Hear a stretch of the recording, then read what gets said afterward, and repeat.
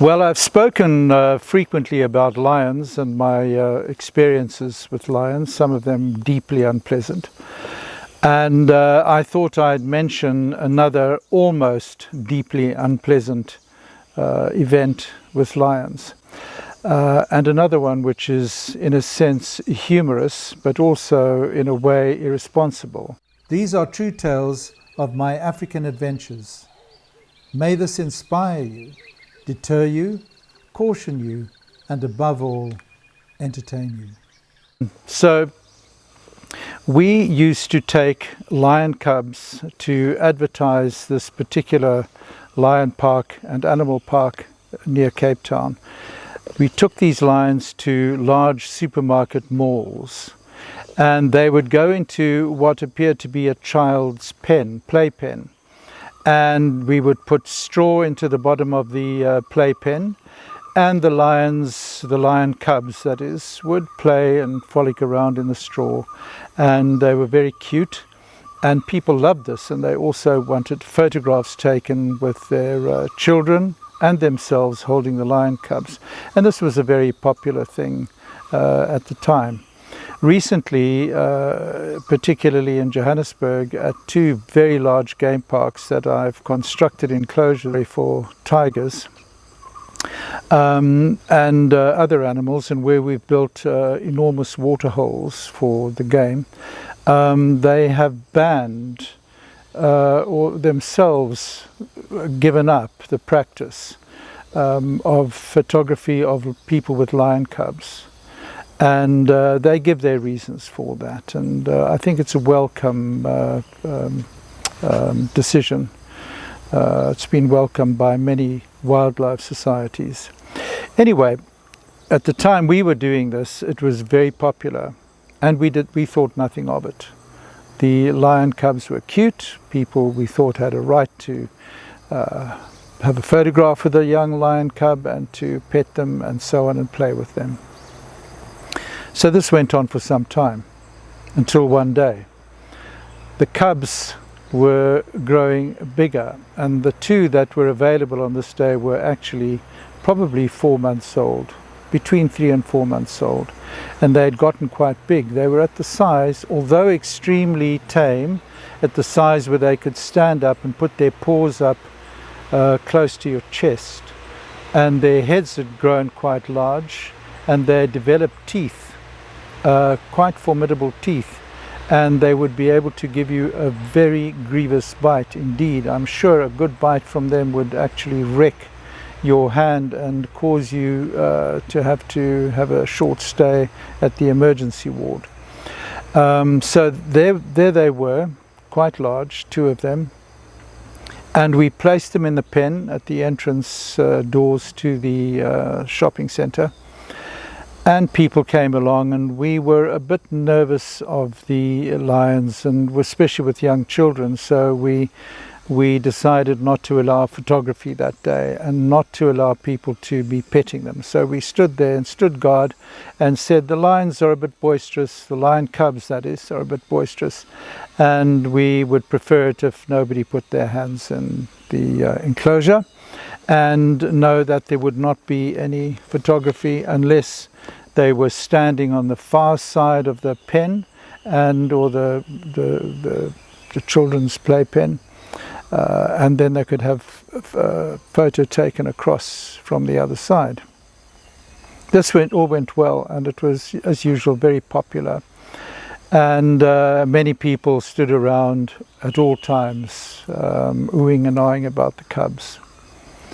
When out of the blue, some idiot brings his child of about 2 and sticks it right in the middle of the pen over the side before we could budge, and the child was placed on the straw in the center of the pen, and all of a sudden the lions changed their attitude, the lion cubs. They suddenly saw this child as something which they could attack. It was moving, it was small, and their instinct kicked in immediately. They changed their demeanor. They spun onto all fours from wherever they were. They went into a crouching position, and the first lion went straight for the child's neck. with its mouth open and it's baring its teeth. It was a horrifying sight. It was terrifying. And we were only about 1.5 meters away, but we would never have got to the child in time. But the owner was quick enough, and as the lion put its paws around the child and was about to sink its teeth into the child, he stuck his hand in the lion's mouth. And it crunched down on his hand incredibly hard, and with his other hand he grabbed his child by the arm and yanked it out of the pen, and it was taken by a member of the public. We were still flabbergasted, standing there just disbelievingly looking at the scene that unfolded.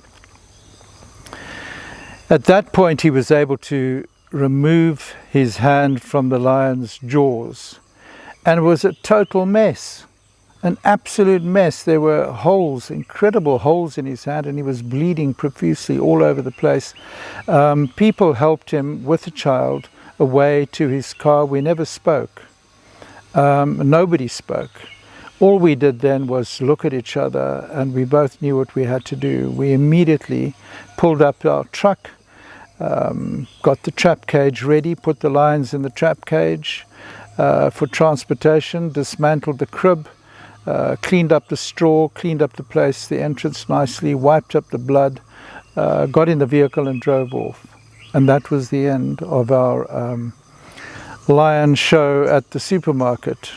And thankfully so. I never participated in such a thing again, and have never done so. But I want to tell you a little story. I can't mention the man's name, but he owned a famous zoo in Cape Town. And many will know him, and many will know who I'm talking about and what he did. So the police in Cape Town would very often get very hard criminals, hardened criminals. And these criminals were particularly bad. And the things they used to get up to, you cannot even believe. And they needed confessions for court. And they couldn't get the confessions out of the criminals. And this particular person who owned this zoo had a situation where his lions, all his adult lions, would come into a trap cage where he could isolate them if work was needed to be done in the enclosure or if they needed medical treatment. And right next to that enclosure was another one, adjacent to that one, where a single lion could be lured in for special treatment by itself. They would put the criminals in that one and then invite the lions in and shut them in their enclosure. And the lions, seeing the criminals in this cage right next to it, would go absolutely mad. They wanted to kill them and eat them, the criminals. So they would roar and stick their paws and limbs, forelimbs, through the bars and stretching out, trying to hook the criminals with their claws and bring them to the bars where they could get hold of them with their mouths and teeth. And the criminals became so frightened, because I can tell you, if you were in that particular enclosure having those lions roaring and snarling at you in that particularly vicious, violent manner, you would barely be able to stay conscious. It is such a frightful affair. And the criminals, without fail, would immediately give a confession, without fail. And I can't mention his name, but this took place, and it took place from time to time. And I'm sure all the policemen involved are no longer on duty, so no one will be discharged, and there will be no investigation. But that's what happened. True story. Hey, by the way, I do have Patreon, so you can join me there too.